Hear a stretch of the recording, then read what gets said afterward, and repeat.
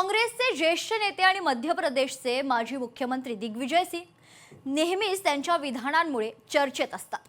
आता त्यांनी केलेल्या एका पोस्टमुळे ते पुन्हा एकदा चर्चेत आले। त्यांची सोशल मीडियावरील एक पोस्ट सध्या देशाच्या राजकीय वलयात चांगलीच गाजते। या पोस्टमध्ये त्यांनी थेट भारतीय जनता पार्टी आणि राष्ट्रीय स्वयंसेवक संघाच्या संघटन शक्तीचं कौतुक केलंय। सिंग यांच्या या पोस्टला काँग्रेसचे दुसरे नेते शशी थरूर यांनी देखील समर्थन दिले। मग का चर्चा तर होणारच। दोनही ज्येष्ठ काँग्रेसच्या या विरारातून काँग्रेसला आत्मचिंतन करण्याचीच खरी गरज असल्याचा मतितार्थ निघतोय। त्यामुळे येत्या काही दिवसात काँग्रेसमधील अंतर्गत राजकारण ढवळून निघण्याची शक्यता आहे। पाहूयात।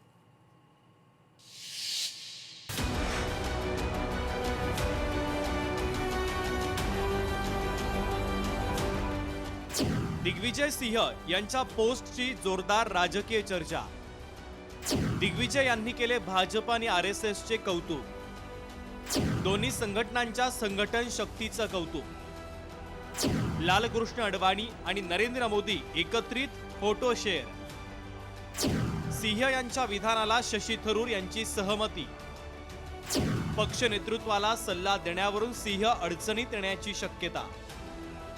काँग्रेस कार्यसमितीच्या बैठकीपूर्वी दिग्विजय सिंह हा मुद्दा उपस्थित केल्यानं राजकीय वर्तुळात उलटसुलट चर्चा सुरू झाली आहे। दिग्विजय सिंह यांनी भाजप आणि राष्ट्रीय स्वयंसेवक संघाशी संबंधित असलेला एक जुना फोटो सोशल मीडियावर शेअर केला, ज्यामध्ये पंतप्रधान नरेंद्र मोदी हे ज्येष्ठ नेते लालकृष्ण अडवाणी यांच्या पायापाशी बसलेले दिसतात। या फोटोसोबत त्यांनी लिहिलंय की आरएसएसचा जमिनीवर काम करणारा स्वयंसेवक आणि भाजपचा कार्यकर्ता नेत्यांच्या चरणाशी बसून मुख्यमंत्री आणि पंतप्रधान बनला हीच संघटनेची ताकद आहे।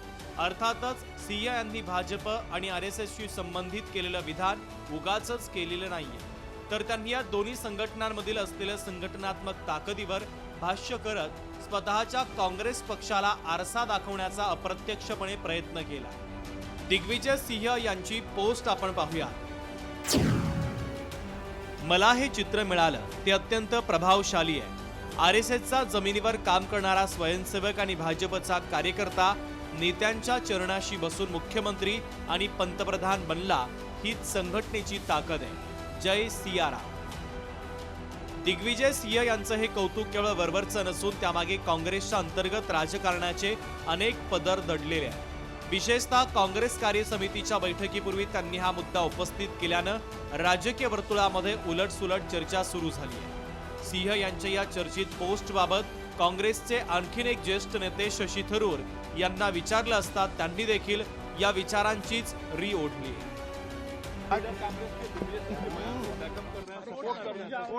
जी, मैं भी चाहता हूं कि हमारे संगठन जरा सा मजबूत हो और हमारे संगठन के अंदर तो डिसिप्लिन होना ही चाहिए, तो लॉजिकल है।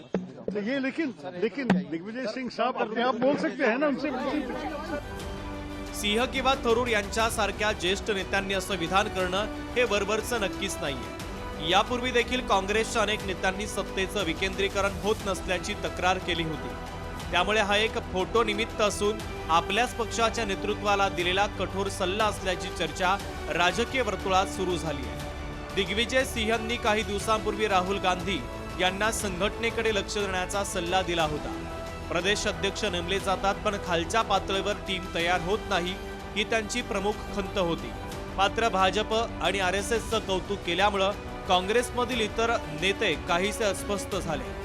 दिग्विजय सिंह यांच्यासारख्या ज्येष्ठ नेत्यानं अशा पद्धतीनं जाहीरपणे केलेलं गुणगान पक्ष नेतृत्वाला कितपत रुचेल हा आता मोठा प्रश्न आहे। याचे नक्कीच राजकीय पडसाद उमटतील। ब्युरो रिपोर्ट, लोकशाही मराठी, मुंबई।